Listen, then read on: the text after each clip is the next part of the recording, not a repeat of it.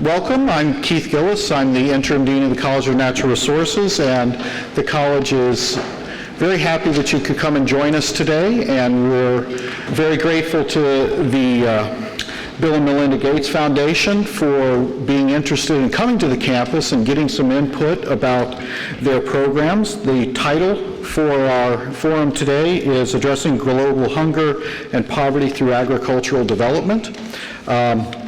This is a fascinating and timely topic, and the Gates Foundation, in great humility and openness, is seeking out advice from the academic community and other interested parties in how they should discharge a very great task that they're trying to undertake here. Our program today will be led off by Dr. Raj Shah, who's the Director of Agricultural Development at the Bill and Melinda Gates Foundation. He manages the Foundation's program in this area, including their grant-making portfolios in science and technology, agricultural productivity, market access, policy, and statistics. He has been with the Foundation in other capacities, including being Director of Strategic Opportunities, and before that, Deputy Director of Policy and Finance for the Global Health Program. In those roles, he has quite an impressive list of accomplishments, including raising more than $5 billion for child immunization. Prior to joining the Bill and Melinda Gates Foundation in 2001, he was healthcare policy advisor on the Gore 2000 presidential campaign, and before that on Pennsylvania Governor Ed Rendell's transition team on health. He is currently serving on the board for the Alliance for Green Revolution in Africa, the Seattle Public Library, and the Seattle Community College District. He's a busy fellow, and we're glad he could take time to be with us today. After Dr. Shah's remarks, we have four distinguished Berkeley faculty members who will provide some commentary.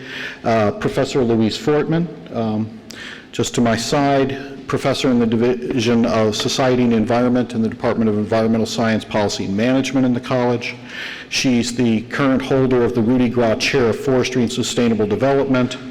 She's internationally known for her work on gender and access, control and management of natural resources, property rights, really quite a distinguished scholar and quite a good friend. I'm very pleased Louise could join us today. We also have Professor Andy Gutierrez. Andy, if you could raise your hand there. Andy is Professor of Ecosystem Science in the Department of Environmental Science, Policy, and Management, and Andy is also quite a distinguished scholar in the fields of biological control, population ecology, ecosystems analysis, invasive species, transgender crops.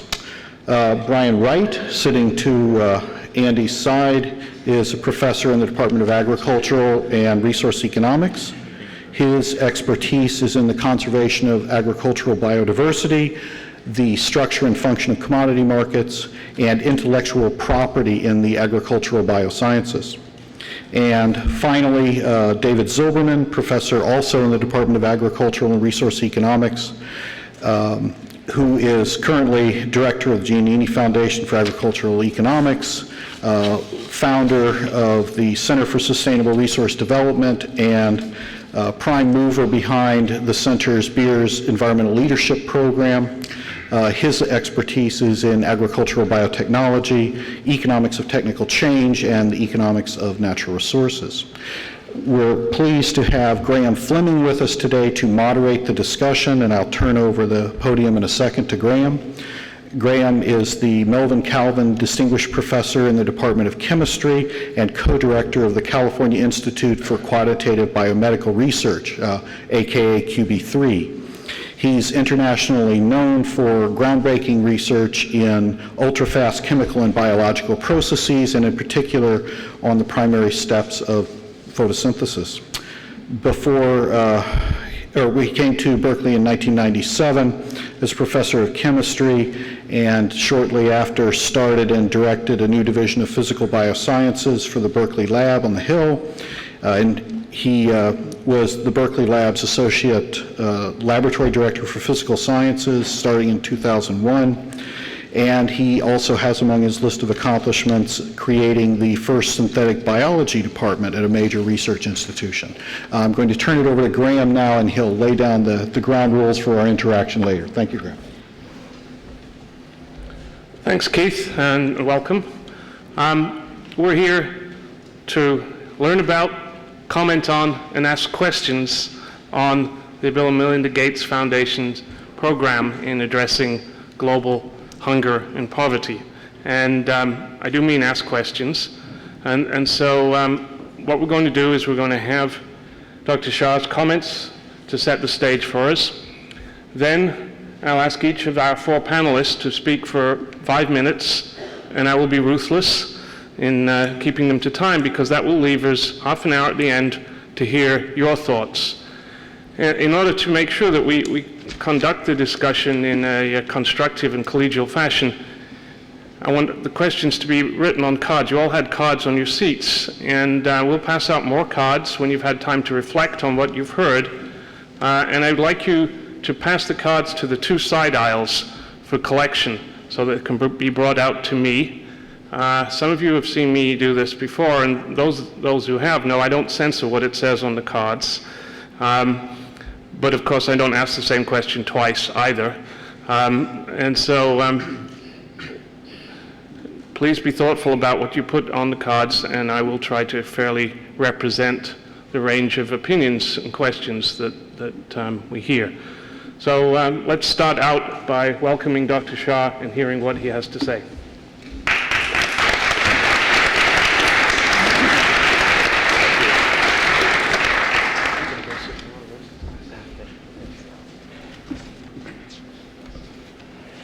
Thank you. It's a lot of fun to be here today. I guess I'd like to start just by introducing my colleagues. Lawrence Kent here, and Lawrence, maybe you should stand up and wave to folks. Lawrence is a senior program officer on our science and technology team and manages a lot of our grants in that area.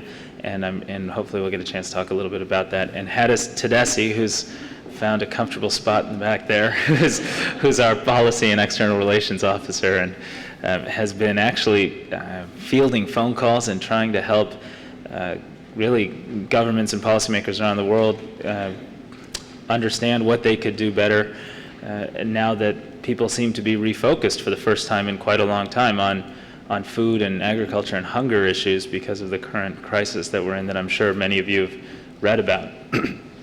I will be brief so that we can take questions from this group.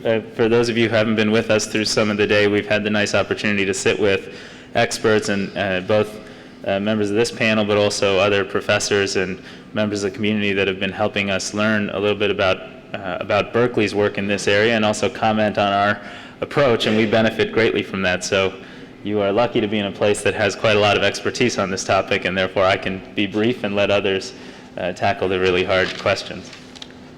I'll start just by describing who we are. We're the Bill and Melinda Gates Foundation. We are a family foundation that was founded 8 or 9 years ago, really on the basis of 2 relatively simple and straightforward core values.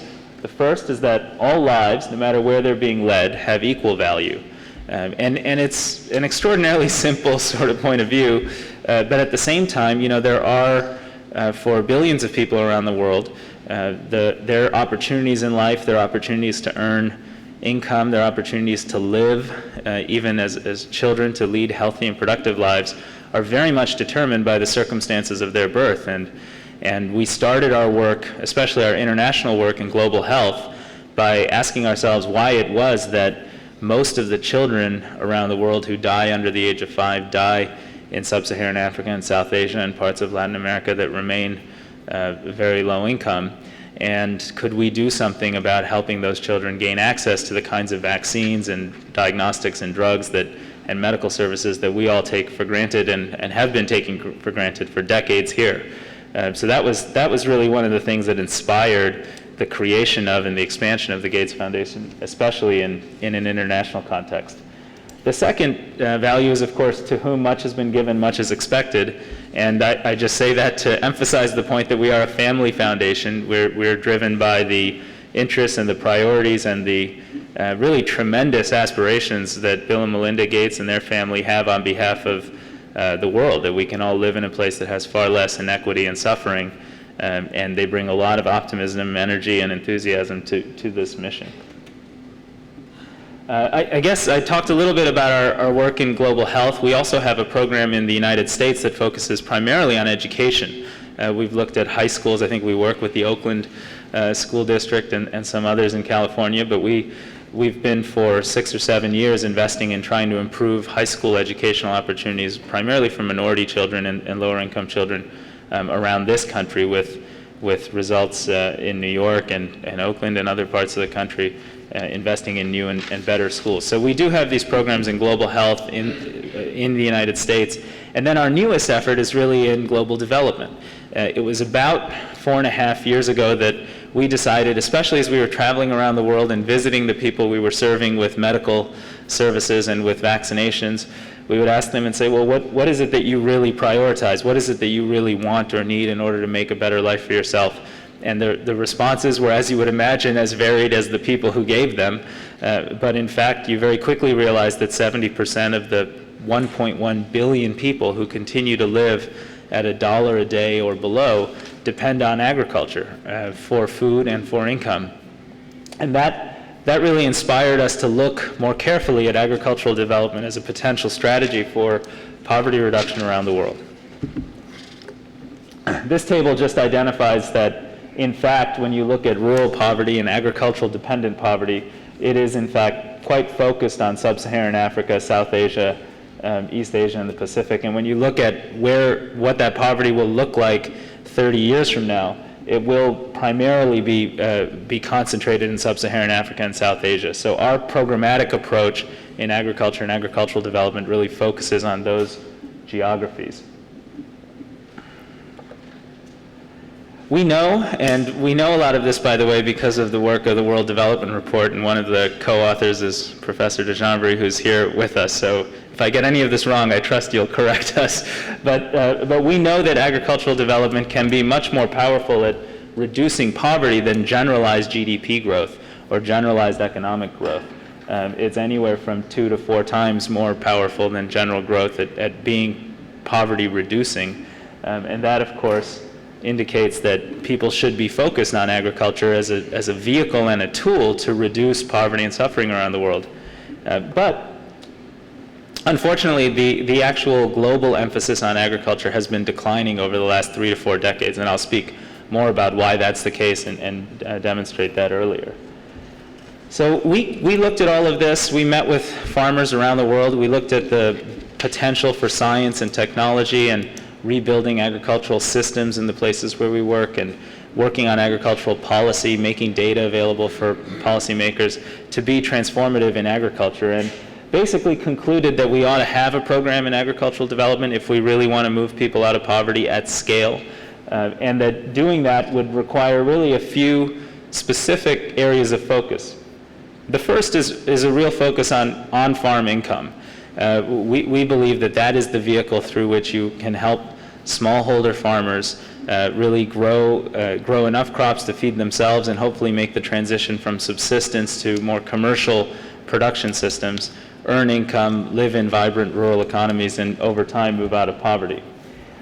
We also observed, we tried to look at historical examples of where this had worked and where this had happened. If you looked at the Green Revolution, for example, in Asia, primarily in India, China, Southeast Asia, over the last 30 or 40 years, actually much longer than that, say 50 years, that was a situation where through the introduction of improved crop technologies, through the application of improved soil health strategies, through investments in infrastructure that made markets accessible to small farmers, and through a variety of other activities, the world essentially helped move places like India and Pakistan from the brink of starvation to a place where they had enough food self-sufficiency.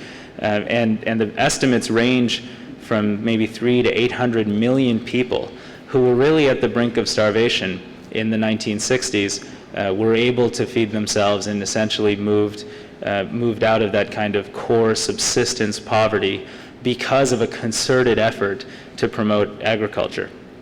And when we studied Similar efforts have actually taken place in many other parts of the world, so this is not a specific thing related to that one experience around the Green Revolution. And when we studied those things, we found that, in fact, there are a number of different pathways through which agriculture helps improve the conditions of the human condition in these places. One is it improves income on the farm.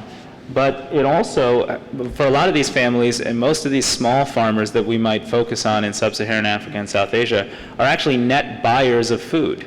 So for them, actually increasing agricultural production in their area allows food prices to come down and gives them access to more and better and more nutritious diets. And in fact, a lot of the welfare gains from the Green Revolution and from other experiences came through the reduction of actual food prices for both rural and urban consumers. I would argue this is particularly important today because we are in an environment where, once again, food prices have skyrocketed. And while that is interesting reading in this country, where we spend 10 to 12% of disposable income on food, on average in the United States, it's actually a much more dramatic and life-threatening situation for communities like Nigeria, where they spend 73% of total disposable income on food. Kenya, I think it's 68%. Malawi, it's 84%. So those are places where families and households are much more dependent on access to food to improve their livelihoods and to lead better lives. So I mentioned that another thing we learned as we looked at this field is that for whatever reason, and despite some of the successes that we saw in other parts of the world, investment in agricultural development from the late 70s to present had essentially been declining quite significantly. This table demonstrates that official development assistance used to be around 16% of official development assistance in 1980 went to agriculture. Some have told me that the single largest line item in the USAID budget, that's the U.S. International Aid Agency, during the Green Revolution was actually for fertilizer distribution in India. That's no longer the case. Today it's less than 4% of total ODA goes to agriculture. And when you talk to these donor organizations, you actually don't meet many ag policy experts or people who are focused on this topic. And there are a variety of reasons for why that happened. People lost interest, they moved to other fields. Sometimes they experienced failures in their programs and efforts and got discouraged. But for whatever reason, and we could have the discussion, there's essentially been a significant drop-off of funding. And of course, this has led to what we're all dealing with today, which is a tremendous crisis in production. And I'm sure many of you have been paying attention to the news and have noticed that this is in fact a significant crisis that probably has both short-term causes and long-term underlying trends that are causing it. The most significant long-term trend is that between now and 2050, there are a little bit more than 2 billion people in Asia that will move their incomes from $2 a day to $10 a day. And we know that as populations make that economic transition, their demand for meat products and poultry products and products that are much more grain intensive goes up significantly. So we believe, and I think many others do as well, that there's this long-term driver of significant increase in food demand, not to mention all the other things we are potentially going to use agricultural output for, like biofuels. And in that context, there's also quite a lot of pressure on supply and production as productivity yields, annual productivity increases in agriculture have been slowing in many parts of the world. And in fact, in the places where we work, in sub-Saharan Africa and in dryland South Asia, those are some of the few places left on Earth where per capita agricultural productivity over the last several decades has been pretty much flat. So despite the fact that agriculture has continued to advance in many other parts of the world, in these areas where, ironically, 65% of total employment and 35% of total GDP is still in the agriculture sector, there's been almost no discernible progress in terms of their agricultural systems and their protection against risks and their ability to earn a livelihood and feed their families from this issue.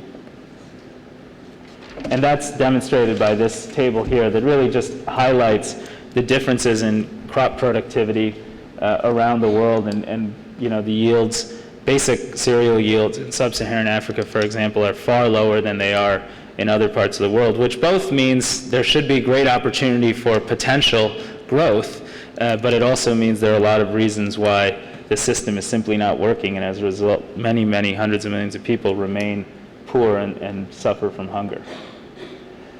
So when we looked at this, we sort of said, well, what are the major causes of this discrepancy, of this failure for agriculture to work on behalf of hundreds of millions of people that depend on it for their livelihoods and their well-being? And the reality is there are many, many, many causes of the problem. I think the first and foremost one is that over the last 50 years, we've just stopped investing, and we've stopped trying to solve this problem when you look at it from a macroeconomic investment perspective.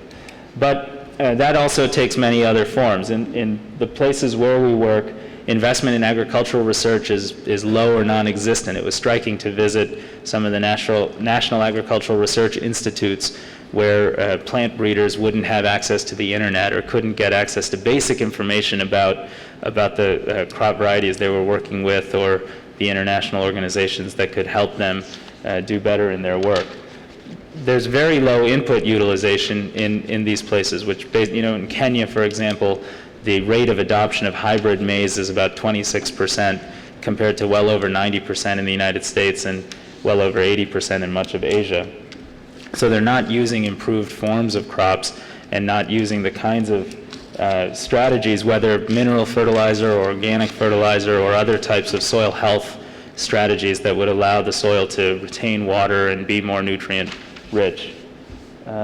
Many of these communities have very limited access to markets. I mean, we would visit farmers who, simply, even if a market was within 40 or 50 kilometers, that's several hours away by vehicle, and they don't have vehicles. And so fuel costs are extraordinary. It often, when we visit our own programs and projects, it can take 5-6 hours in a vehicle to go visit the areas where you're trying to serve these populations, because there's a basic lack of road infrastructure. And of course, most of these environments had suffered from a variety of poor or ineffective policy environments that undermined the ability of farmers to protect themselves and to produce for themselves. So in that context, we invest across 4 basic areas of work. And I'll just offer a few examples so that you can get a flavor for the types of things that we do, and then we could have a discussion. The first is in science and technology. Now, we are a foundation that, and it won't surprise anyone when you think of the name on our door, that believes in the power of science and technology to transform lives for the better. And so we've made investments across a variety of areas, most notably in the area of crop improvement. So we have programs that, for example, are exploring whether you can create biofortified crops, and a biofortified sweet potato that has more provitamin A and beta carotene in the sweet potato, so that if undernourished kids consume that product, they might have an increase in their own serum retinol levels, and then they would be protected from the various diseases they succumb to when they're dramatically malnourished. In fact, that's a program that we think is working in parts of northern Uganda and parts of northern Mozambique, where children are coming out of these post-conflict or refugee camp situations and are very, emaciated kids with low baseline nutritional status, and they eat a lot of sweet potato in their natural diet.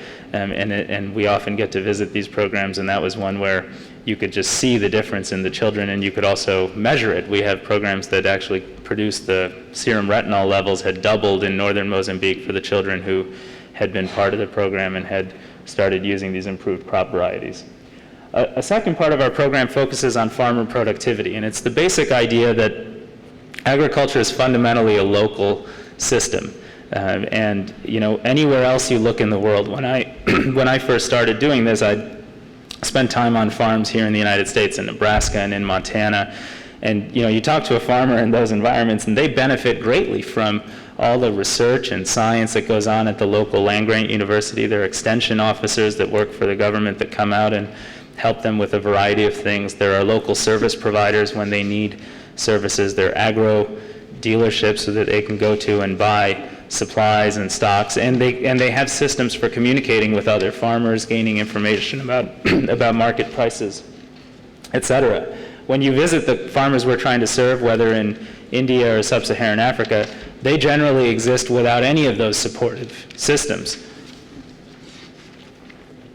Excuse me. And so our farmer productivity program is really trying to build those systems of extension, of education,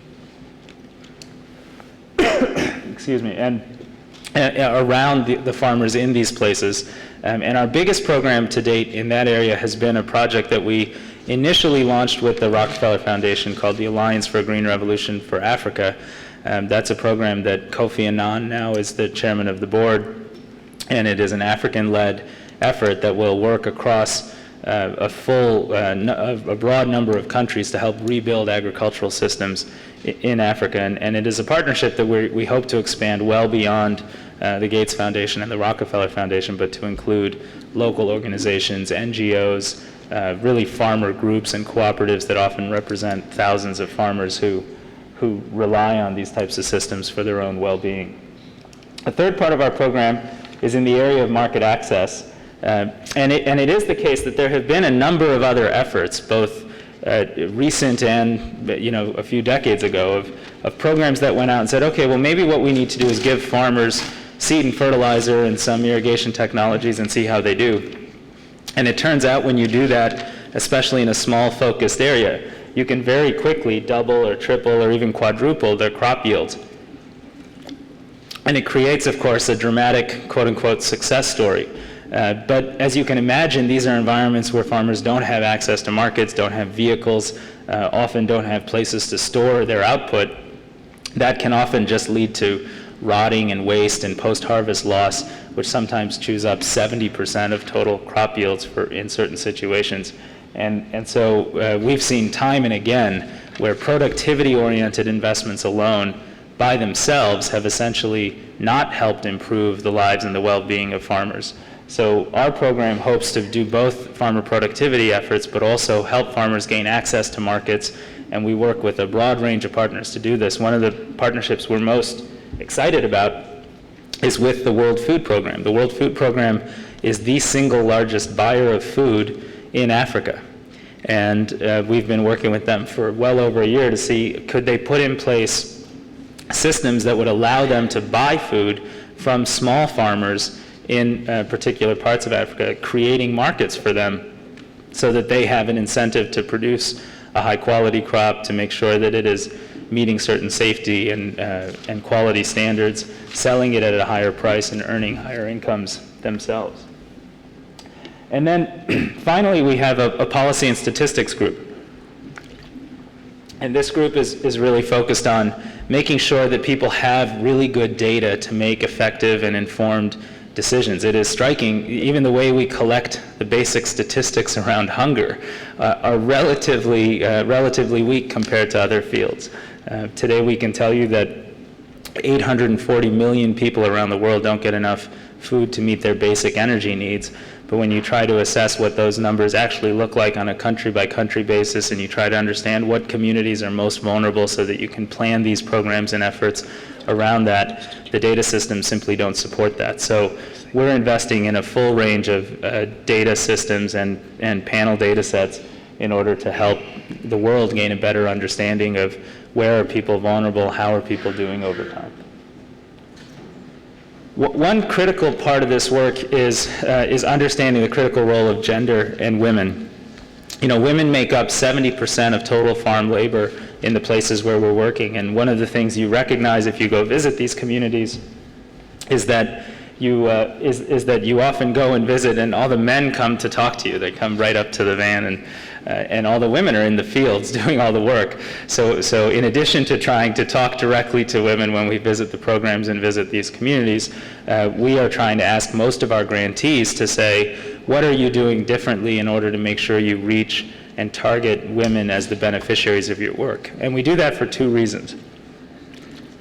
The first is we know that income increases that go to women are much more likely to improve the lives of families and households. So I'm just much more likely to transmit to improving children's well-being and welfare, ensuring that children get access to schools.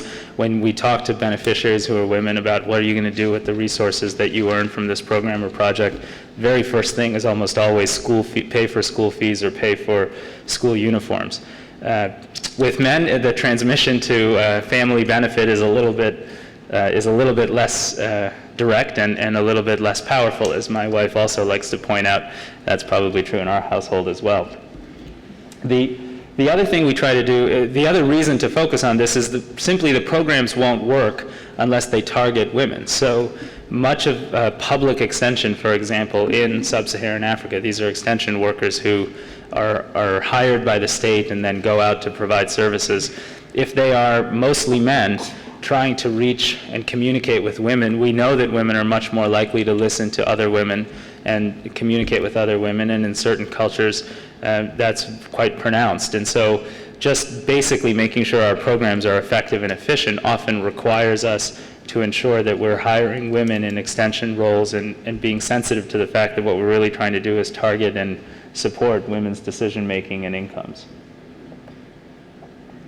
This is the program I talked a little bit about earlier, which was the program in Uganda where they have introduced a biofortified form of sweet potato. It's a great project because I think it highlights some of both the opportunities and the challenges. The opportunity is, as we've seen in the data from northern Mozambique, you can double the amount of vitamin A essentially that children have in their bloodstreams, thus protecting them from a whole range of diseases that they would otherwise be susceptible to. And the woman, Manyomga Justine, up there on the right, is a woman farmer who's part of this program where they get the improved crop varieties, the planting materials are the vines. They plant them and care for them, and then most of the food that's produced is consumed by children in that community. And the reason it's consumed by children is it's sweeter and more moist than the basic sweet potato that they usually rely on there, which is a drier white form. And on the bottom right here is just a great example of how these communities do come together to talk to each other and share messages about things they think are important. This is a women's group in this community, in this village in Uganda, that essentially has a skit and a play that they do for their village, and they perform for us, where they demonstrate and talk through the benefits of using this kind of sweet potato. And it's really a great thing to sit through and watch, both because the songs are fascinating and fun, but also because they sort of walk through the kind of sales messages that we would think of as are highly customer-oriented types of things. So they would explain how if you plant this particular type of sweet potato and sell it in the market, you'll earn more money because people recognize it's better for children and they're willing to pay for that. And then people say, wow, if that's something that could help me earn more money as well, then it's something maybe I should try. And so we've had good luck with getting farm households to adopt this technology in this environment, and appears to be doing something to help them improve their lives. I'll just close with, well, let me just say two things. One, since we're in a university setting, one of the challenges for work in this field, and it has been a challenge for decades, is it is often very difficult to measure what's happening in the field and to really study the full range of intended and unintended consequences. Some of this data behind me just basically tells you the story that, we've now made more than $700 million in grants in agriculture in the past 2.5 years. Every one of those grants has resources for the grantee to go hire a monitoring and evaluation group and to really track and study the data and to make sure that the benefits accrue to the families we're trying to support. But unfortunately, we just did a survey and found that nearly half of the grantees actually didn't know how to spend those resources. They just didn't have locally available good evaluation firms or good partners who could collect data and conduct baseline surveys and help us understand, are we helping people or not? And at the end of the day, we want to know a few basic things. We want to know, is household income getting better? Are the children leading better lives? And we measure that by child nutrition and potentially whether they're in school or not. And are families' diets improved? Are they more diverse? And do they have more caloric intake per person? And so even collecting that basic data can be quite challenging in these environments, but we believe one of the things we really have to do in order to succeed is make sure that all of our programs and projects are being assessed that way and that we're really trying to learn what's not working if we're not, in fact, moving the needle against impact and improving the lives of these families and these households. And we believe this is an area where it's okay to overinvest, because part of what we're trying to do is demonstrate to ourselves and learn ourselves about what are the types of strategies and programs that'll work. But part of what we're trying to do is get other people engaged in this effort. And we recognize that this simply will not be successful if it's the Bill and Melinda Gates Foundation alone. In fact, we estimate that you need an additional $9 to $12 billion a year in investment to really help move hundreds of millions of people out of poverty in sub-Saharan Africa, and that needs to be sustained for 15 or 20 years. And so all of that investment has to come from somewhere, and it has to be executed in a way that's very high quality and very results-oriented. So as we've evolved our own work, we're really trying to think about what are the advocacy opportunities to get other people to do more. Can we use this current crisis situation to help people understand that, yes, short-term food aid is necessary, especially when there are hundreds of millions of people around the world at risk of hunger and starvation. When I read just a few weeks ago in the New York Times, they did a cover story actually, on little girls in Haiti that were mixing mud and oil and sugar into what they called mud cakes and eating them in order to stay full. And those types of stories ought to really make us angry, and then they ought to make us sit back and think about, is there something we can do to solve this problem now? And often when those things happen, the world does come together and increases the amount of humanitarian assistance and food aid, and that's critically important. But we also hope that this time the world will look at this and say, well, there's some important long-term trends here, and if we're really going to move a couple 100 million people out of poverty using agriculture, we're going to have to make these kinds of long-term investments in agricultural development and in food systems. And finally, I'll just close with a sort of personal anecdote. When we started this work, one of the places we visited was a cholera hospital in Bangladesh, and that's a photograph on the left taken in about December of 2005 with a little girl that is maybe 9, I think, or 10 months old. And I don't remember her weight, but she was, as you can tell, extraordinarily small and emaciated. And her story was that her mother and her family was just a very poor family that lived in Bangladesh, didn't have enough access to food. And so they were being fed as part of a nutrition program in this cholera hospital in Bangladesh. And it was a striking experience for me because I had just had a young boy born. He was about 3 months old, and he was a little bit underweight. So we were here in Seattle, and we would go every day to the doctor and put him on a digital scale, and when he crossed that kind of 10 percentile indicator, we got very excited, and we had been genuinely worried about him until he got to 10%. And then a few weeks later, I was visiting this hospital and was just floored by the fact that, by comparison, of course, these kids really don't have a chance. And that was deeply moving and very, very sad. But we really do believe that success is possible. And this family on the right this is a woman who benefits from one of our coffee programs. This is one of those market access programs I talked about earlier. I think that's her daughter, who's about 18 months, maybe 2 years old. And she's actually, this woman is the treasurer of a farmer group, and they've come together. They're in rural Rwanda, and they produce coffee at a pretty high elevation. I think they're at about 2,000 meters. And what that means is they actually produce a pretty high quality coffee, cherry and bean, but they hadn't previously been processing it well, so the beans would get chipped and they weren't cleaning it and drying it appropriately. So they were just selling it on the commodity market, New York grade C coffee. Through this project, we've helped organize them into groups. They've come together and built that washing station, really, and drying station that you see behind her.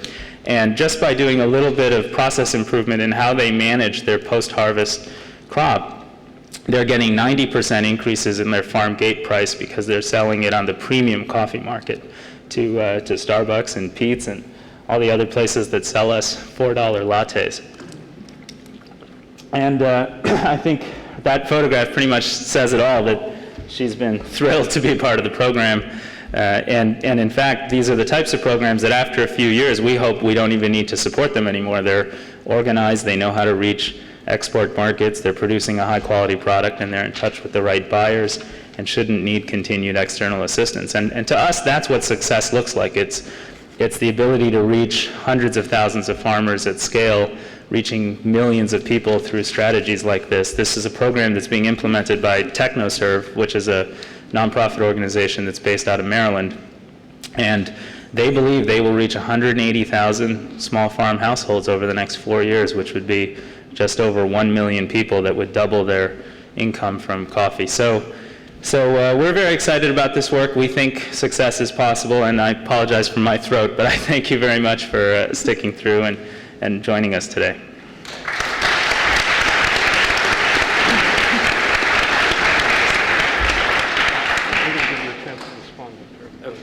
Right, we're going to go to the panel discussion. I'm just going to go across in order, and after the four panelists have all made their remarks, then I'm going to give Dr. Shah a chance to respond before we go to your questions.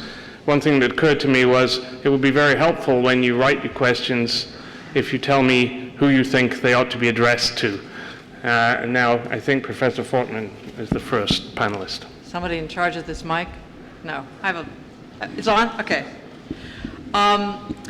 I want to point out that we're talking about the Gates Foundation today, but that the critiques that you're going to hear apply to most large multilateral and bilateral donors and large NGOs.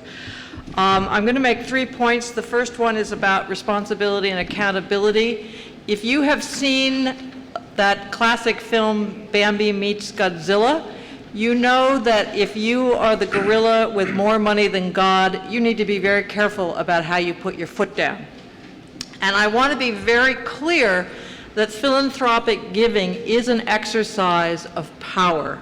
And giving away a whole lot of money is an exercise of a whole lot of power. And we should not forget that. There is, for example, the danger of squashing or marginalizing or derailing alternative approaches and local institutions. There is a danger of the seductive power of money leading to bad policies and programs. And I have an action item for Gates, but it really is also for every development institution and every one of us in this room who is involved in development. And that is to figure out how it and how we are actually going to be accountable to poor farmers and hungry people. And I have thought about this for a long time. I do not have an answer to this. I've also nagged the CGIAR for 4 years. They ignore me. I think it's important for Gates to publish this metric, just as you have published the metrics against which grantees will be held accountable. And if you figure out how to do it, maybe other people will as well. My second point is about the problem of technology and experts. And for those that I'm making scare quotes, technological fixes for poverty and global hunger do not exist. That is not to say that technology is not important. It is, but there is no technological fix. Why? Because there are macro-level social and economic structures and processes that cause and maintain poverty and hunger. I'm going to give you 3 examples. Land tenure, the need for land reform is an obvious one. A second one is the seizure, extraction, and exploitation of natural resources, including agricultural land, by national elites and global companies, including some really terrible ones from the US. And among other things these companies do is prevent farmers from using the technology they have to grow commercial crops. And then the third one is import policies that drive farmers out of business. And an example right at the moment is Chinese beans in Central America and Africa, where the prices of those beans are far below any price at which local people could produce. The second point under the problem of technology and experts is that a technology must inevitably function in a local ecological and social context. And to be perfectly frank, Most scientific development experts know absolutely nothing about these contexts, nor do they work in a way that will allow them to learn. Anybody who has worked in the field has stories of technologies that were disasters or were useful because they were used for something else than what they were intended for. An example is blanket fertilizer recommendations by the World Bank for maize in Tanzania in the 1970s, which ended up burning the crops in all the semi-arid areas. Technologies that are developed together with farmers of all income levels and women farmers, as Raj has just pointed out, are more likely to be effective in terms of whatever is locally relevant. And locally relevant doesn't just include taste and texture. It also includes local ecological contexts and agroecological contexts. And finally, my third point is that process may be the most important product. Thank you, Alan, for rephrasing this so it sounds better. Problems are constantly emerging. There are never going to be enough conventional, knowledgeable scientists who are willing to work in local areas in a way that will actually lead to solutions to these problems. We have a position in emerging diseases. They're constantly happening. And you also cannot always draw a straight line from outputs to something like outcomes, like 100 million families will eat better tomorrow. I want to talk about the output of the participatory process, which I think is a major part of the solution to hunger and poverty. Because what participatory research processes do, including, for example, participatory plant breeding, is that they not only produce a technological outcome, but they also have a whole set of process and social outcomes that are very, very important and are probably more important than the widget that they developed. So the development and strengthening of social networks within the community, with other communities, as Jacqueline Ashby from SIP has shown, farmers who engage in participatory research take their research products to other farmers, other communities, and they teach other communities how to do that research. So they're reaching places that we are never going to reach. It provides access to professional scientists for communities and villagers. And when scientists stay in their labs and on station, villagers, community experts never get to interact with them. It also provides a recognition of another kind of knowledge by conventional scientists. And that knowledge often leads to a better collaborative practice of science. Again, scientists who stay in their labs and on the station will never be exposed to that knowledge. And finally, it strengthens local appreciation of their own knowledge.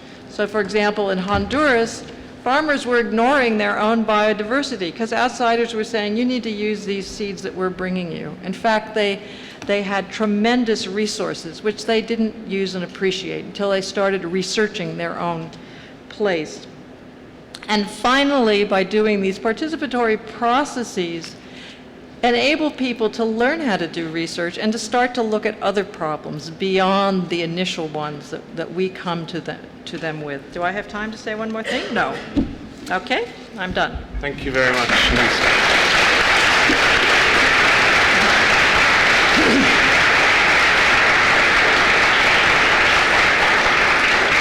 And now just going to move straight on to David Zilberman.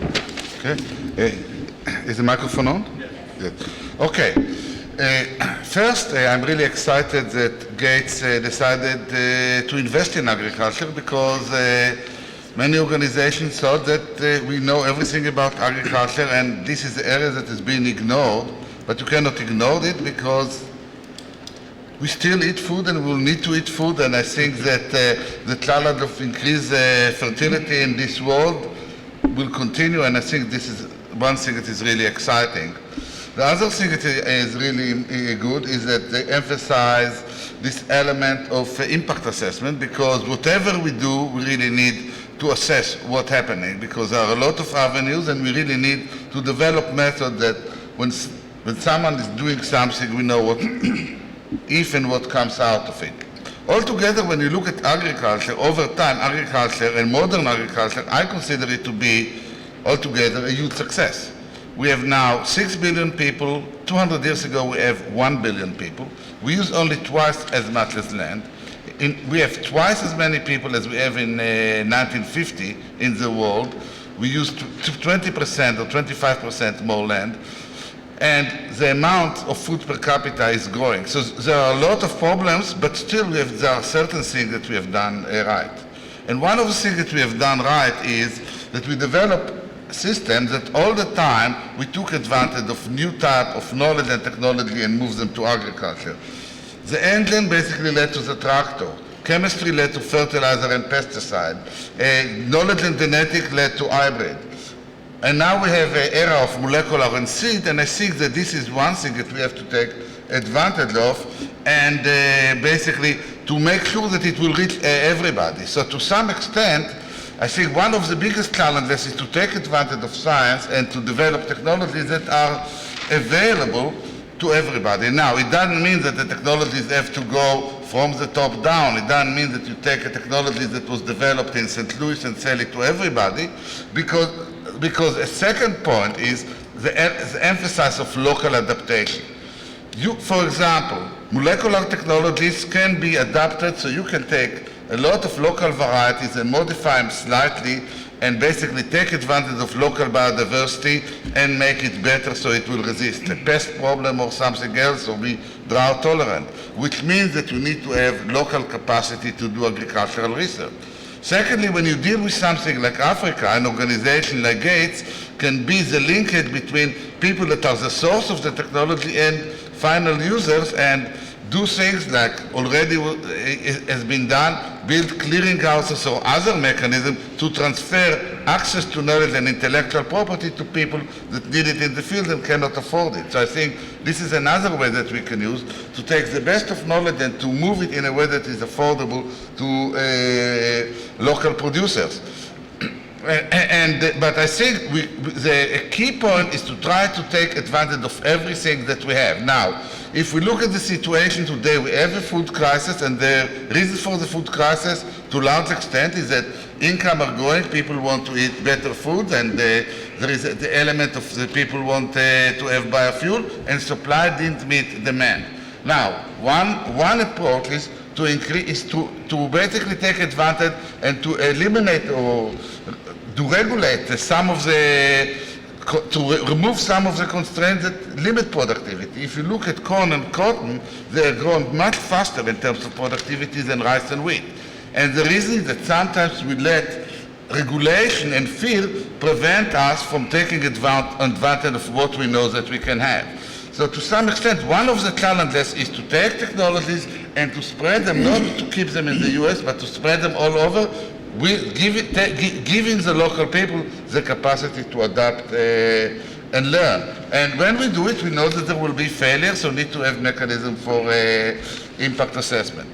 Now, altogether, I think that a system that basically try to achieve multi-objective in an efficient way, and this objective means affordable food, effective agroecological system, and sustainable environment. System like this can be attained by mostly building the local capacity, building agricultural universities, building the expertise in developing countries, and here where Berkeley can really help, or the universities can help. I think one of the big problems that at least I see in many developing countries, that you don't have the top university that produce the experts. You don't have even people in high school that get agricultural education and agricultural knowledge. We don't have the training for local people to develop the entrepreneurship.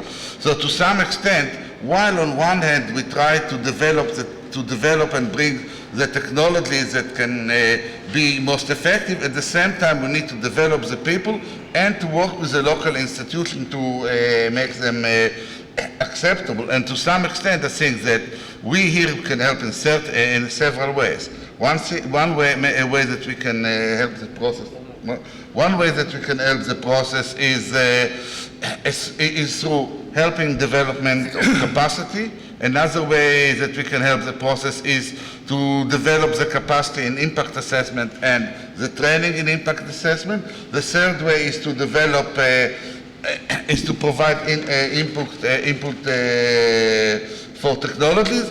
And finally, I think that we can really basically develop some sort of exchange that can be supported for gates that we basically work together to develop both the technology and institutions that can help solve a lot of problem of poverty, both in Africa but globally. Thank you, Professor Silverman.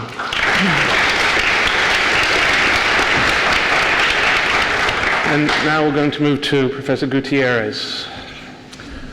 First, I'd like to thank the Gates Foundation for coming to Berkeley and to network with us and get some of our information. I will not talk about transgender technology. Even though this is Berkeley. The first green revolution was a noble idea, but it didn't reach Africa.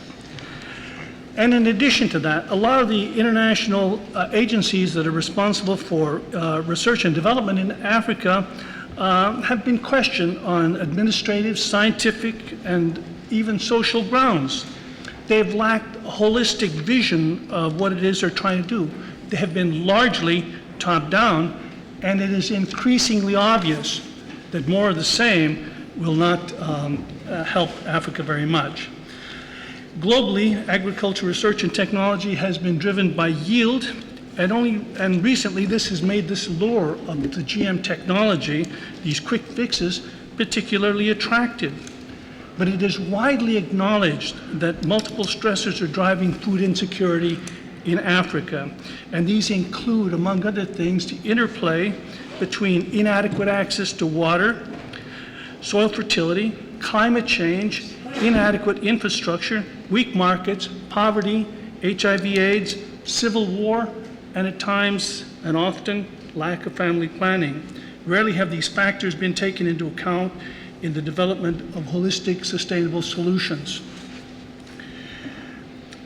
We keep talking about sustainability, and what we really need to consider is that sustainability has three components: ecological, social, and economic. And if there's failure in any one of these components, the system is not stable. Any of these systems are going to be built upon ecological sustainability. You have to maintain the system. You have to know how much you can push the system, how resilient it is, and when it's going to go beyond the capacity for it to self-repair. I would like to give an example of work we've been doing in East Africa on trypanosomiasis. Trypanosomiasis affects both cattle and human. I will deal with trypanosomiasis in cattle.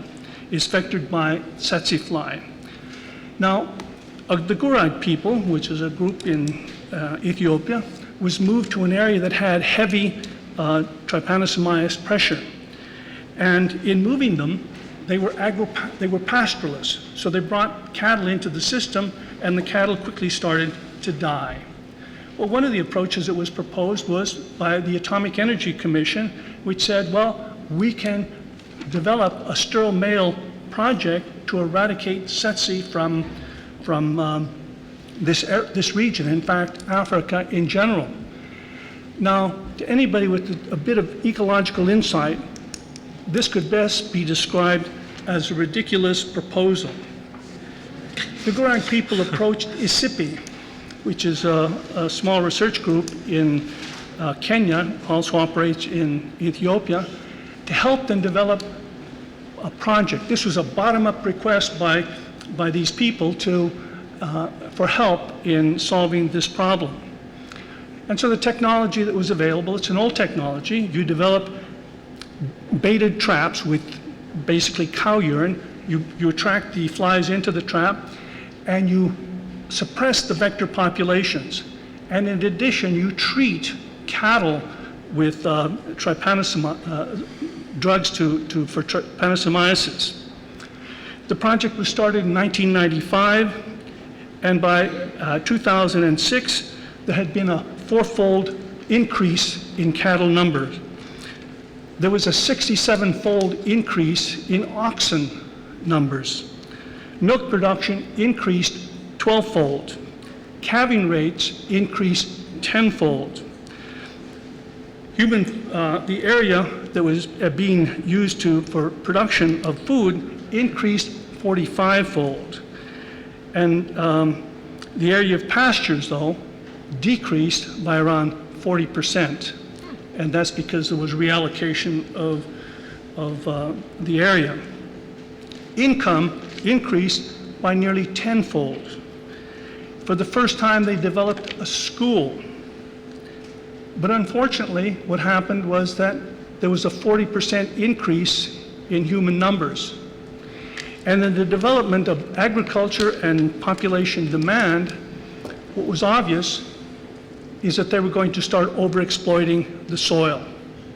And no quick fixes would solve this. What they had to reestablish was the notion of developing sustainable agroecological approaches to maintaining the soil, at the same time maintaining their cattle. Now, all of these things, the results were in a positive direction, but the long-term trajectory was not good unless they developed new social structures so they could, instead of having what we would call the competitive solution being the major paradigm, to develop a social network so they could develop a socially sustainable system. This isn't much different than what happened in Switzerland 300 years ago, okay? And where they developed stocking rates and so on. So I agree with Louise that a lot of these modern agritechnical inputs, GMOs or transgenic technologies, can have untoward consequences. But even things which are sustainable can have unexpected outcomes. And we need to have methods which can analyze and anticipate some of these outcomes. Thank you.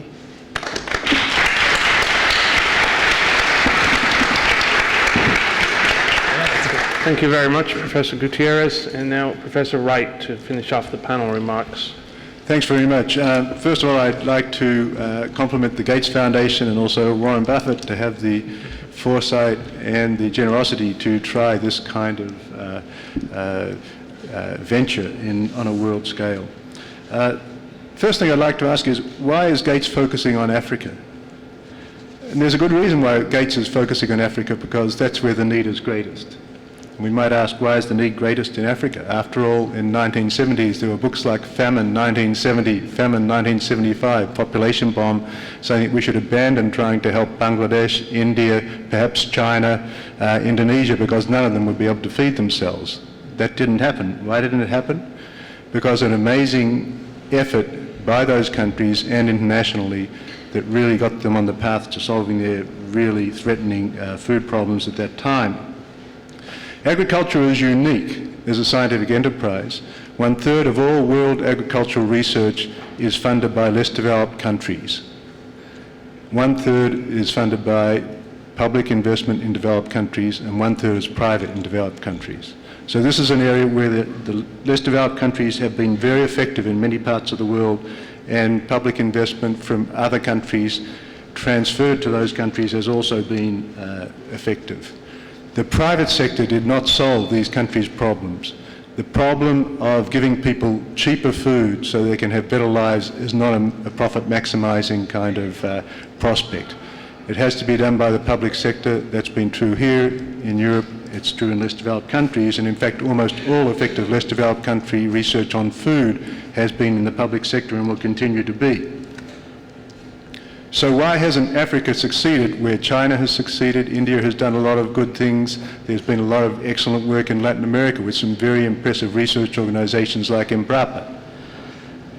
Why did this fail in Africa? Well, it didn't fail in Africa. It was never tried. If you accumulate all the research that's been done on agriculture in Africa, it's a tiny pittance compared to what's been done in other areas of the world. The latest fiasco was about 10 years ago, AID invested a small number of millions of dollars for about 5 years in Africa, didn't get fantastic results, declared failure and gave up without even really getting started. It's no surprise that things haven't been good in Africa because it hasn't really been tried, and Gates is trying to do something, and I think that's very admirable. People have also mentioned that yields have been declining in many countries, and that's partly due to the success I've just reviewed. People thought it was a law of nature that yields would continue to increase 1, 2 or 3% a year. When I talked at these kind of forums until 1.5 years ago and mentioned the need for production research to keep the price of food low, people would say, well, that problem's been solved. You just need to focus on the equity issues of poor farmers. When people start to starve through lack of food, it's an equity issue for those people who are eating food. And that's what we're starting to see now. It brings me to the second thing, which is you need sustained investment, not for 5 years, but for 15, 20, 25 years. This university, a land-grant university, there was investment for maybe 40 years before we saw really good returns to the agricultural research investment in this place. It's not something you can do for 5 years, declare victory or failure, give up and go home. Secondly, right now we're seeing the consequences of not focusing enough on the needs for production, on the needs for ensuring access to food, which brings me to the short-run problem. Right now we've seen illustrated why the private sector won't ensure access to food to those who need it most. In many countries around the world, you've seen threats to people who are hoarding food. They're being even threatened with death. This is not a good incentive for private sector behaviour which helps to stop famines, because when you store enough to stop a famine, you get either beaten up or your stock is confiscated. So the public sector has to have a role in emergency food supplies, and that needs to be thought of very carefully. Secondly, we need to think of international coordination so that we don't get countries having a cascade of bans on exports, which almost happened last month and the month before, and which could have been a human catastrophe and might happen next year if things get worse. The International Energy Agency is an interesting model in the energy sector to try to prevent the worst effects of embargoes. Maybe we should be doing some research related to International Food Agency to try to ensure that the countries that need it get food when they need it. If they don't, what you get is chaos, and then you get the failure of states. And if you look carefully at where food supplies are worst on a long-term basis, it's mostly in failed states around the world. The kind of chaos we see now causes state failure that will feed back to failure of agricultural policy and more misery and bad sectoral political problems. So, to sum up, you can't look to the free market to solve these problems. It's not rocket science, though. You give the kind of attention you need to give to them, you can make great progress. The way to make progress is to realize that most of the initiatives will fail. How do you find out they fail? By having ruthless and very careful numerical and statistical evaluation, which they need to do. Be ready to go with the success and to entertain all kinds of creative new ideas. To be careful that that success can be sustained within the social context that some other people have mentioned. That's a very important part of that. Secondly, we need to be sure that we don't have in agriculture an access problem like we have in pharmaceuticals. That's going to be an increasing challenge if there's increasing use of biofuels in many of these countries. We'll find consumers for the first time competing with car drivers. The private sector will not solve that problem. The price of food goes up, people will still drive cars, and other people will starve. We need to think about how to solve that problem. The long-run way to solve that problem is the long-run kinds of initiatives I've been talking about, and I congratulate Gates for trying to make an effort in that direction. In the longer run, something else that we really need to see, and that will show that we've been successful, is when discussions like this of Africa's problems are discussed by African academics. Yes. I think in the long run, what you really need is a sustained effort to make sure that Africans who are trained and get higher education and great qualifications can feel that they can go back to Africa and be effective on a sustained basis and will have a livelihood doing the best they can for their countries. I know from my own African students in recent years that that is not the case right now. I hope the Gates can think about trying to solve that problem too. Thanks very much. Thank you.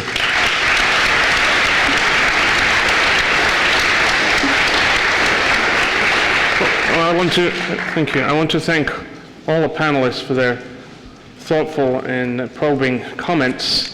We've heard a lot about linkages of agricultural development with complex political and social issues, and I want to give Dr. Shah a chance to respond for a few minutes before I take your questions. So, Dr. Shah. Thank you. That's very very helpful. Just four sort of general topics. The first was this discussion about the Green Revolution. I think it's actually important that we understand the context and have a shared sense of what was achieved and what the challenges are in the context of the Green Revolution.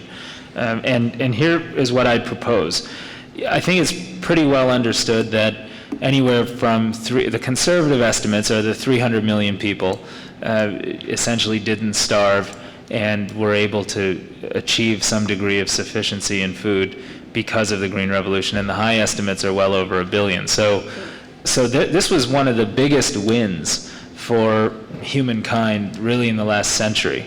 Against that, on the positive side of the ledger, so to speak, there were some negative consequences. There were certain parts of India where you saw some degree of farm consolidation, moving people into landless poverty. There were certain environmental challenges that made sustainability issues a real challenge after a few decades. And so what our approach is that we need to learn from what worked and also observe the fact that not everything worked and do things differently as we try to apply these strategies for the improvement of agriculture in a sustainable way to sub-Saharan Africa and elsewhere in the world. The point about agroecologic approaches, which are potentially an alternative to using the types of technologies that we've been talking about, is an important one. And I think we want to learn a lot more about those approaches. Our basic approach is we should create a broad range of options and then let farmers choose what they want to do based on what meets their own specific and very local and very personal needs and preferences. And so we don't have a particular sort of point of view for or against agroecologic approaches. And in fact, in some of our soil health programs that we've supported, we are pursuing things like intercropping legumes and other types of agroecologic approaches to improving soil nutrition and soil health. And we think that probably works quite well with and alongside other strategies to use mineral fertilizer in reasonable ways. And in fact, you see both strategies together give you the biggest efficiency gains when you evaluate them that way.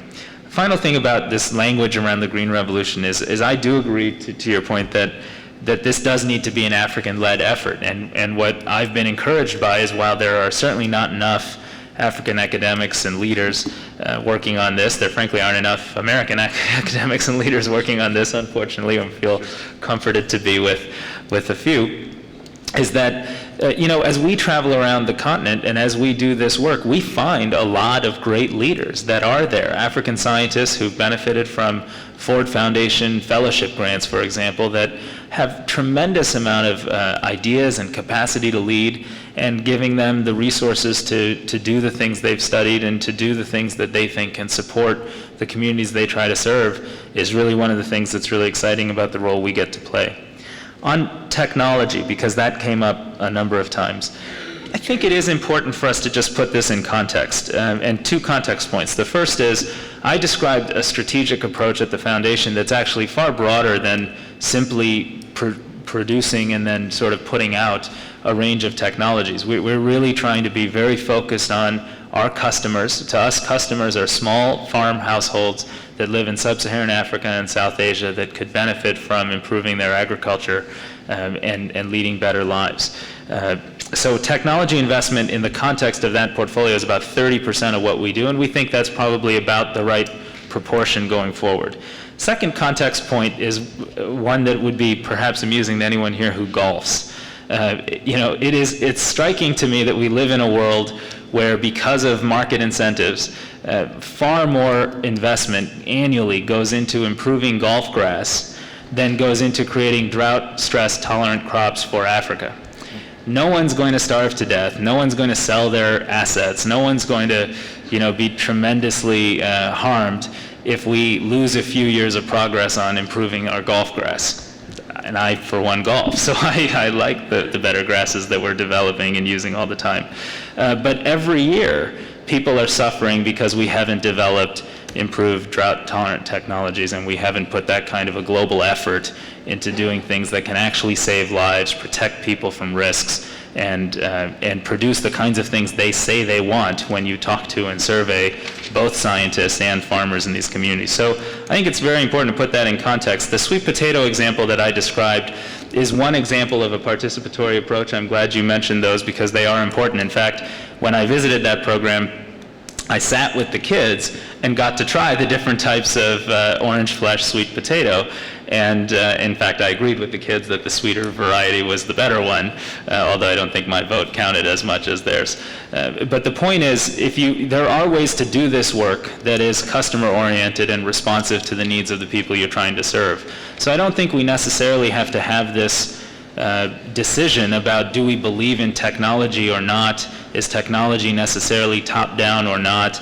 I mean, technology is what has driven human progress in so many other fields and in agriculture, and there are plenty of ways to do it in a way that's deeply responsive to and respectful of the communities you're trying to serve. One other point on that, because it sort of came up but less clearly, is that we do invest, and it's a small percentage of our total investment, in creating transgenic or GMO technologies, not transgendered technologies in this area. The example I'd cite is work we're doing to help create drought stress tolerant maize in Africa, and that's a situation where we're working with a corporate partner to license their technology. We actually have it for free for use in African white maize, which is a product that is largely consumed by the people who grow it. It is what's most relevant to most of sub-Saharan Africa and the communities we're trying to serve. And we're not suggesting it's a silver bullet or a short-term quick fix. In fact, it's probably a 12 to 15-year enterprise of really structured and productive research. But our attitude is, let's engage the very best partners around the world. Let's negotiate on behalf of the small farmers we're trying to serve. Let's get them a good deal. And let's get the world's best technologies to work against some of the world's biggest problems and challenges. And we pursue that work in a way where we hope African governments will make their own decisions about what crops to approve and not based on the data that's generated in safe field trials that are conducted ethically. There was a point about accountability. I agree, this is a tough field when it comes to accountability. I come from medicine, and in that environment you open the New England Journal of Medicine and everything is a randomized control trial, and you understand whether things work or don't, and it's peer-reviewed and pretty accessible. Here, that doesn't seem to be the case. So we are going to put our grant projects on our website. We're going to put our milestones on our website, and we're going to report on whether or not these projects are, in fact, reaching the numbers of farmers and having the impact we hope they will have. And many of them won't. We see it as our unique opportunity to take risks and to take the long view. And when they don't, we'll just explain why they don't. And hopefully, we can all kind of learn together from that type of activity and get to a place where we're working in a more efficient, more effective way. So I'll leave it at that so that we can take some other questions. But I do want to maybe just close with one point, which is it's striking often because there's sometimes a sense that because something is complex or because the exact solution set is sometimes debatable, or because different people have different points of view about how to solve a problem, it means we shouldn't try.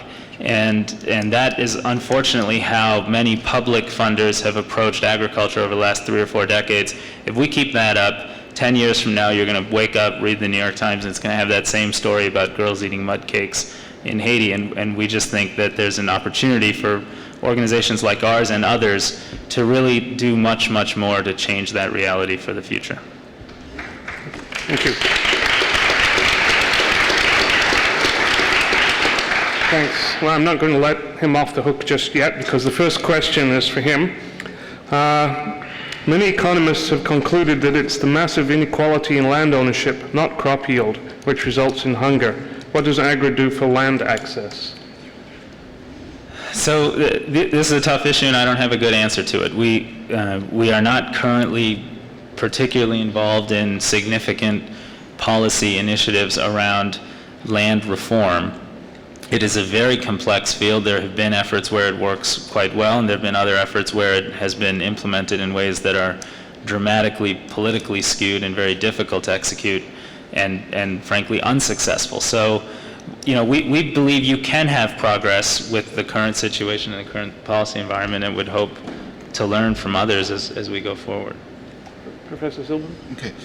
Very brief. Very big. It's true, there are a lot, land ownership is a problem, but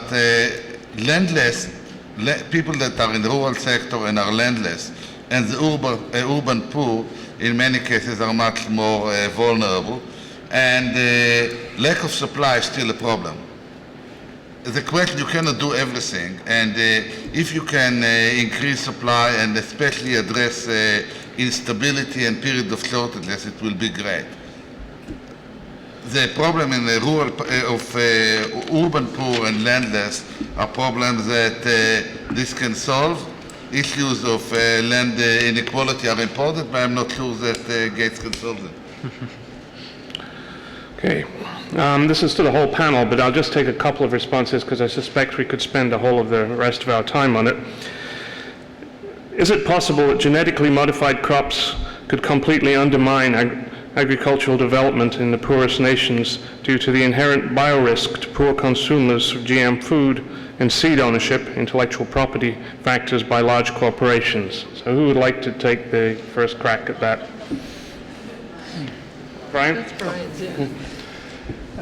It sounds like a fairly loaded question. I would say it really all depends upon who does it. And I think that if it's something that's done by public research institutions that are accountable, that I don't think it should inherently be any more hazardous than other kinds of breeding.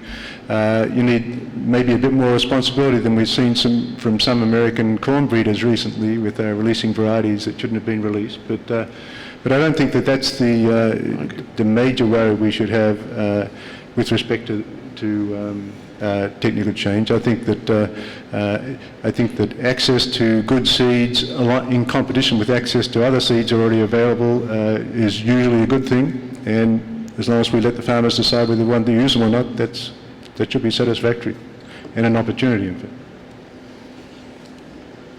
Anybody else wish to comment on that one? Yes, Professor Faulkner. I think I just want to augment what Brian says. There is a real intellectual property issue, and the concentration of ownership of the germplasm on which our food supply depends can be an issue. So keeping things in the public domain is absolutely crucial. And as many of you probably know, there is before the U.S. court system at the moment, the Enola case, which is not a big corporation, it's kind of a shyster. Oh, I can't say this in public. It's a, but the issue of people trying to lock up germplasm and keep it from others unless they pay for it is an issue in the food supply system, and we need to be cognizant of that. But Brian knows more about this than I do. Yes, Mr. Gutierrez? I think it is possible, and sometimes it's because the development starts before the issue to be addressed has been well identified and documented. And that's a real danger, because you start implementing a technology that possibly doesn't have good application. And a case in point is some of the applications, say, for example, in BT cotton. Thank you. Okay, I think I'm going to move on. Next one, inputs such as fertilizers and pesticides are very much tied to the price of fossil fuels, which are skyrocketing in price. Why is increasing dependence on these inputs a good idea for the economic stability of the small farmer? We'll take, yes? So, I'll take a first crack at that, and I would obviously ask it a little bit differently, because the goals ought not be increased dependence on these inputs, but rather to understand what is required to have a productive system of production that is vibrant and growing and replacing the mineral nutrients that are lost on an annual basis as crops are produced. And just some statistics to ground the discussion. In Africa, in sub-Saharan Africa, they use 8 kilograms per hectare of mineral fertilizer, most of which goes on cash crops. So food crops the use of fertilizer on food crops is close to nothing in most of sub-Saharan Africa, compared to 10 times that in the United States and 20 times that in China and other parts of Asia. So, you're starting from a very, very, very low base of production and productivity. We've supported programs that allow and promote different strategies to integrate integrated soil fertility management, so different ways of intercropping or use of cover crops and use of different tillage strategies, along with, in a synergistic way, the use of mineral fertilizer, and have found that those things together actually give you a bigger efficiency boost than just using fertilizer in an environment where you're not doing the other pieces, or just doing the other pieces in an environment where you don't have access to fertilizer. The other thing to just recognize to the point about oil prices is that, in fact, with higher energy costs of fertilizer in Kenya, for example, have gone up 150% in the last year. So it's very difficult for people to be able to afford access to it, and we've been studying with a range of other partners, including the World Bank and some of the bigger policy organizations, the role of subsidy in helping farmers gain access in a way that they are protected. And there are all kinds of debates that leads to, and we're aware of that, but we just think you have to at least look at that in an environment where people may again go hungry because of now the challenge of gaining access to inputs they need to improve their production. I think to some extent, if that's what you have to do, that's what you have to do. Sometimes when it comes to poor farmers, you need to subsidize. On the other hand, when you sell your product in the market and high energy prices are associated with high food prices, farmers actually take advantage of the situation and are better off. That also suggests the importance of research to develop some alternative technology, for example, nitrogen fixation. But you basically would like, from an environmental perspective, to increase as much productivity per acre, so you don't need to cut tropical forest and to have as low footprint as possible from your agricultural production. Thank you. Now, these are two linked questions. I'm going to read them both before I ask for a response. The Gates Foundation has the potential to eclipse USAID in terms of agricultural support to sub-Saharan Africa and other areas. While as a non-governmental donor, Gates can avoid many of the tied aid pitfalls of USAID, I wonder to whom Gates is ultimately accountable. And then one is addressed directly to Professor Fortman. Regarding your first point on philanthropy and power, what are the implications on the implementation of programs for foundations such as the Gates Foundation? So I think we know where to start, Professor Fortman. Oh, I was hoping you'd start with Raj so he could talk about accountability. Well, the obvious answer to that is that it means that large philanthropic organizations have the ability to change public agendas, to influence the kinds of things that are done without any system of accountability. And this is not unique to Gates. It's also true of the large environmental organizations. It's a problem with NGOs more widely. It is also a problem with bilateral and multilateral donors who go into countries where people don't get a chance to vote on whether they like what they're doing or not. So I think it actually, I'm going to now throw this over to Raj, it raises the issue of accountability for all of us as we act in those different institutional capacities. There's a lot of stuff going on, particularly in development, for which no one is accountable. And decisions get made in Washington, D.C. that people in Cameroon, for example, don't get to vote on. So that's over to you. Well, I agree with all of that, and it could be, well, we agree. Great. Look, I think first we should just note, because of the start of the question was about USAID, I think it is our responsibility as a new funder in this space to make sure we do our work in a way that helps others do more, as opposed to crowds them out or eclipses them. And so to some extent we will have failed if we are in a situation where we're merely replacing resources from public sector donors.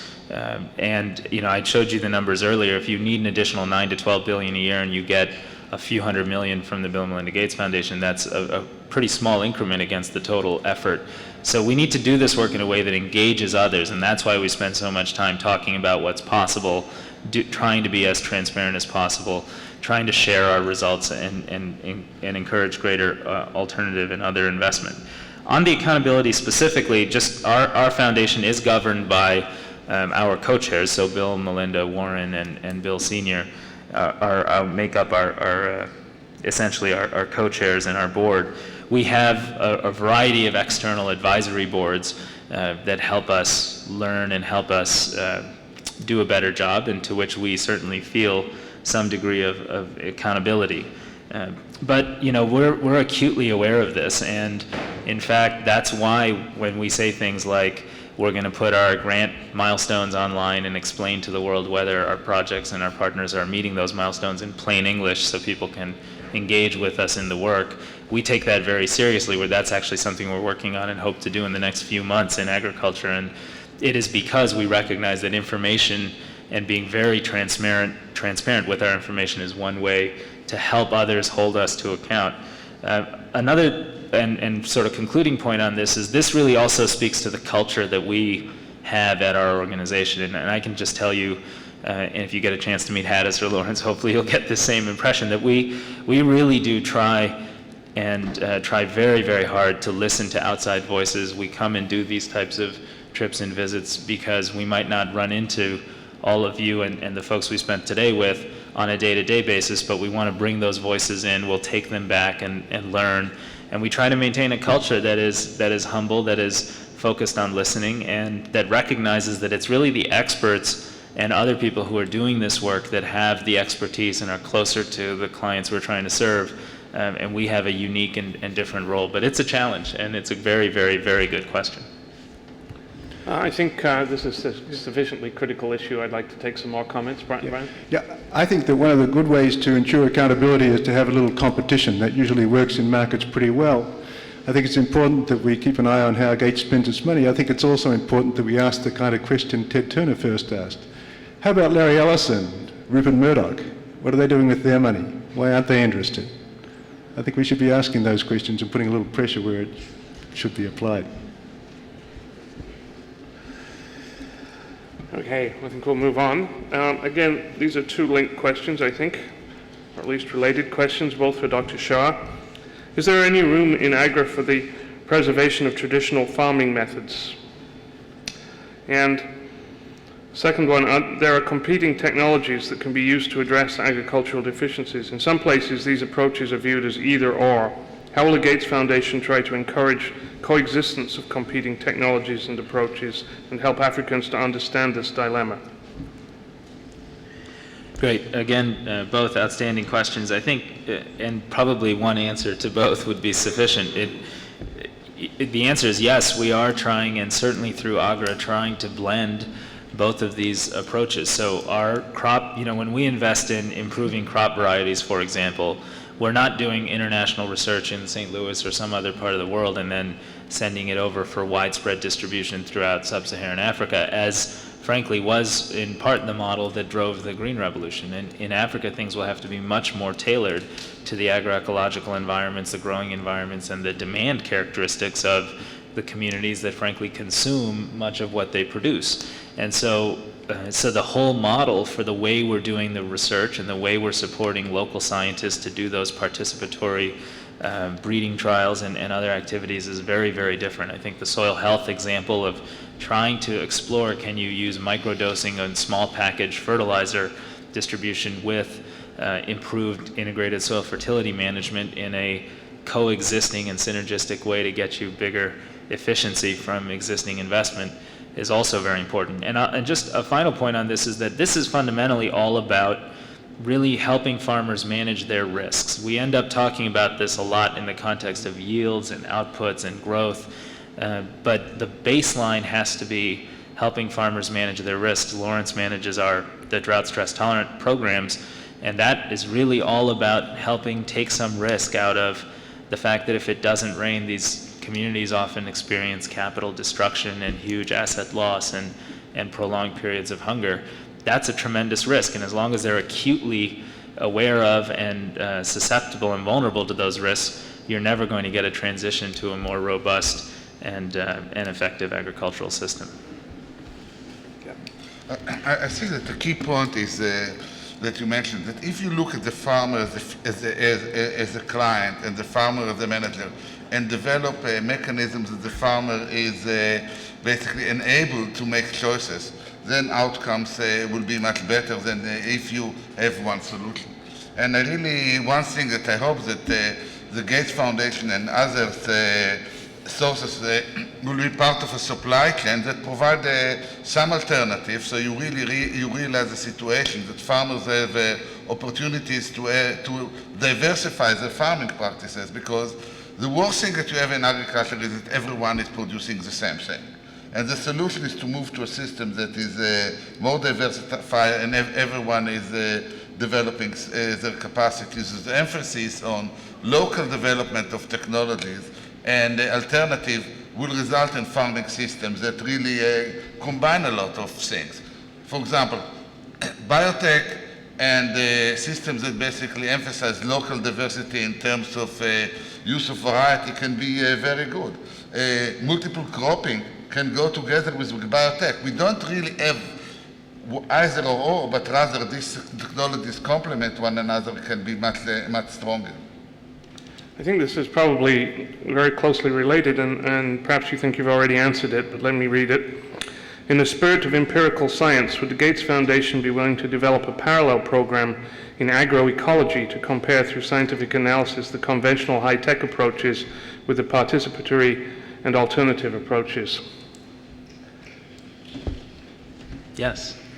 Yeah, I think we try to do that already. So, but you know, we are trying to be very pragmatic about it, and we don't have, and it's just a matter of figuring out where these approaches add value and helping to support good, robust work and publish the results of it so that it's all accessible and we can all learn together about what's an appropriate mix of strategies. The only comment I would add is it really is a continuum, and it depends on time and place. And so doing agroecology does not mean it is not analytical. Thank you. This is for the whole panel. Seems like a deep question. What does food sovereignty mean to you in the context of aid, foreign investment dependence? Who would like to jump in first? Brian? I don't think in this area that we can anticipate that foreign investment, private sector investment, is going to be a large factor in ensuring food supply adequacy in most of the countries we're thinking about. As I said, it's not an area that's attractive to the private sector. It's an area which is very attractive to small farmers to feed themselves, and it's an area where public and non-profit interventions can be a help. I think, on the other hand, it can be a big mistake to think that every place has to be completely self-sufficient in food. When China did away with its law, which was that every local area had to be self-sufficient in food, the adequacy of the total food supply in China and the amount of consumption increased dramatically. In fact, between 1978 and 1984, 78 was about when that movement started, in 1984, the amount of grain supply in China increased by about the amount of production of the European Union. That was the increase in the grain supply, because they were able to specialize in areas where grain was the right thing to produce. Now, you could think of China, its provinces, as being rather large Asian countries. And they did the experiment of making them all autarkic and then making them able to trade with each other. The danger is, in a time like now, when you have some areas with severe shortages, the danger is that the areas with surplus will cut them off. And that's when you start to see people die of famine. It's a venerable Indian tradition, actually, that when one state starts to starve, the other states cut off the food supply. And that's what happened in the Bengal famine, for example. We've got to think of creative ways to reassure everybody so that that kind of nervousness doesn't materialize into a completely chaotic cascade, which ends up in some sectors having famines. I think that to some extent, one of the needs for an organization like Gates to interfere is that there isn't enough of investment in agriculture by the private sector, and a lot of agricultural regions in Africa are disconnected from the rest of the world.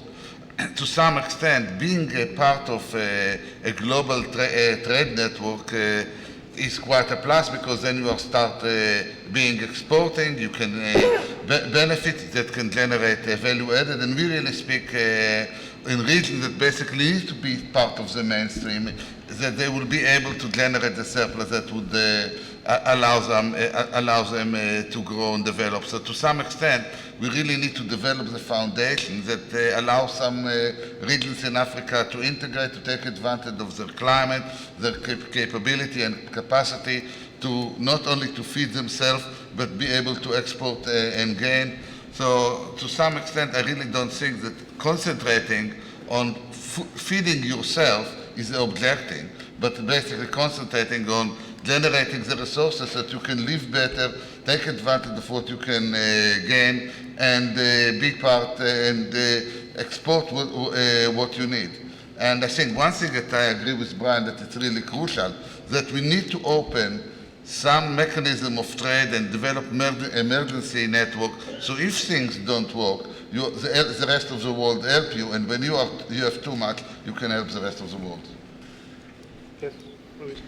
I think in terms of, so two things come to mind. One is thinking in terms of famine and hunger more generally. Amartya Sen some time ago talked to us about entitlements and the entitlement to food, which we do not have in our own country. And as we know, people go to bed hungry every night. So maybe you guys want to work on that. I say that quite seriously. The second thing is in, for example, the Native American food sovereignty movement, there's an issue of having access to the kinds of foods that you want to eat, the kinds of foods that are culturally acceptable to you. And this, of course, obviously, again, has implications for the questions of the ownership of germplasm and for investment in agricultural research in what I think they're called the orphan crops, or the crops without a mother. The crops that are very important in particular cultures, particular communities, but they're not maize, soybeans, wheat, and rice. And we need investment in those crops as well, for their nutritional as well as cultural contributions. Oh, and I want to say, and also harvesting bushmeat, if Justin is still here. Thank you. Yes, Professor Gutierrez. It would also seem that loss of food sovereignty could occur when you start getting competition from, say, biomass production for biofuel production. Yes. Locally. And in places that I've been in Africa, the infrastructure to move food around, if you need it, isn't there.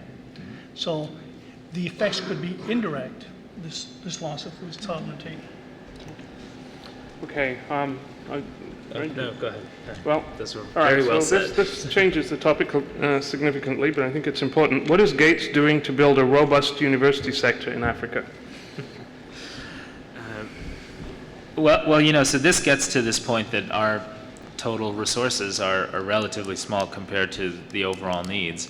And universities, as everyone here certainly knows, are costly enterprises that have long-term recurrent expenditures and costs. So as we think about what's the role of private philanthropy in helping to upgrade those resources, especially in the agricultural and agricultural education areas, we are actively trying to partner with, and this is one where we're actually trying to partner with USAID and with a range of other donor agencies and the World Bank to say, okay, if we can put up some resources to get it, to reinvest in African tertiary education for agriculture, can we work in a way where our resources sort of help drive that initial reinvestment and other funders come in to provide the long-term recurrent expenditure that's necessary to allow the system to grow and sustain over a longer period of time. And it's frankly one of those areas where you probably would not want to make a big initial investment that had a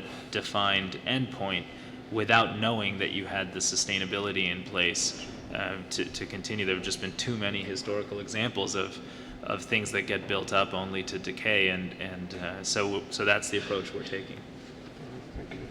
Any comments on that?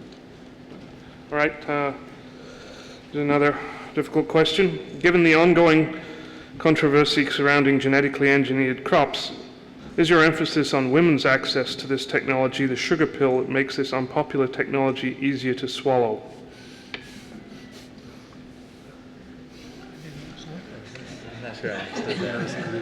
It's yours. I'm not sure I understood the sugar pill part of that.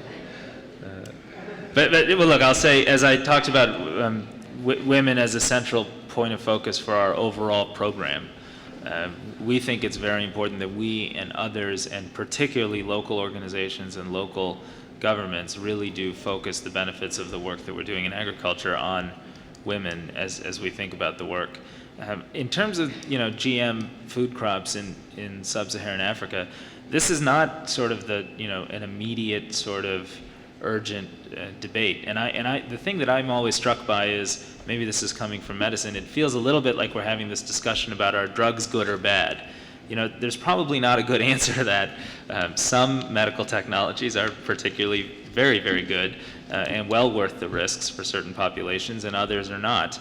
And so it really, to us, makes much more sense to not have debates and discussions about GM as an abstract concept, but to really talk about a specific problem we're trying to solve, drought stress tolerance, where we know conventional breeding is going to solve a certain part of the problem, and we think transgenic technologies will provide a complementary and synergistic solution set, or some other complex traits where that might be the case, and to have the discussion based on specifics so that you can actually weigh the risks and benefits. And that's what we're going to ultimately hope that African governments and farmers and regulators do on their own, which is weigh those risks and benefits in a case-by-case basis before coming to conclusions about what to do. Thank you.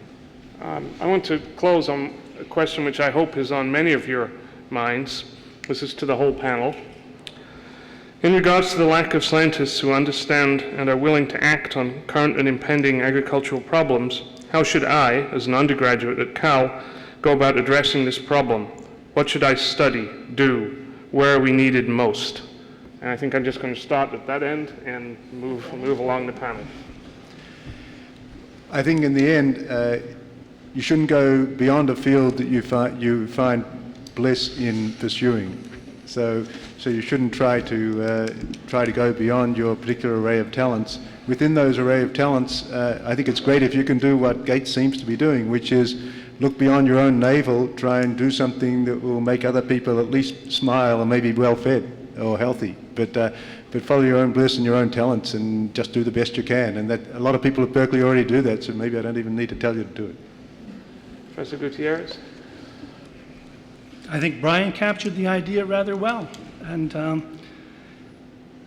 in a sense, each one of us has our own vision and some notion of what we should do. And I would just say, go for it. Dr. Shah? So I guess I would say is don't be discouraged by the complexity and expertise you might hear. It is important to take an attitude that's about learning and getting smart on issues, but my sense is certainly if you're graduating from this institution, you already have the skills and the knowledge to add a lot of value quickly. And there are lots of ways to plug in and find projects where you get a little experience on the ground and then do whatever it is that suits you. If you know IT systems, think about how those apply to the problems you're trying to solve. If you're a scientist, think about how the work you could do in that area would apply to solving these problems. And the thing that we do try to help with is to just help people understand. And my favorite, it's on our website, is a speech that Bill Gates gave at a commencement at Harvard last year. And it's one of my favorite speeches, and I email it around to people all the time. And it just talks about how often we talk about these problems as if they're so complex and so distant that we can't do anything about it. And he tells this great story of how he'd be at a software launch and there'd be all this energy and enthusiasm and excitement to release, version 6.3 of a particular software thing. and then he'd go to a global health panel or a global development panel discussion, and everybody would be, half falling asleep because it's so dry and complex. It doesn't have to be that way. These are problems that can be solved, and you can, there's just lots of opportunities to think about how you add value, and just don't be discouraged by the complexity of it all. You have a lot to add right now. And read that speech if you get a chance. It's really a fun and inspiring speech. I think a key element is basically be informed, know what's going on. Another thing is really take advantage of your talent. I think whatever is your relative advantage is important, but there are two other things that are really important. Try to be entrepreneurial. Try to identify the specific angle that you can have a different and make something that will be benefiting to you as well as a cause. And the last thing, have fun. If you don't have fun doing something, you don't do it for the long time. You're really young. If you really want to do something, take your skill and maybe go there. Learn a little bit, see what's going on, and then you can find if it's something that you really want to do for the rest of life, or can build a career around it. Thank you. Professor Fortman? So I have a list because I was the last. And I agree with, follow your heart and have fun. But I think interdisciplinarity is absolutely critical, which doesn't mean that you're going to be really, really good at 2 or 3 disciplines, but it means you can listen and talk across disciplines and have a broader understanding of problems. Get your fingernails dirty and keep them dirty. That means go out in the field. If you're a lab scientist, and that's what you're good at, great, but get out in the field, talk with farmers, whatever. I think working collaboratively with all manner of people and not drawing ideological lines around the kinds of people you will and won't talk to is really important. Robert Chambers, one of the early people in participatory research, tells us embrace error. You're going to fall on your face. That's fine. It's complex. Get up. Do it again. Embrace error. It's a good thing. And finally, peasant farmers would tell you, be humble. Thank you. First of all, I'd like to thank all of you for helping us understand the magnitude, complexity, and necessity not just to read about those girls in Haiti in the New York Times, but to do something constructive. And I would like to thank the panel and especially Dr. Shah for their time this afternoon. Thank you very much.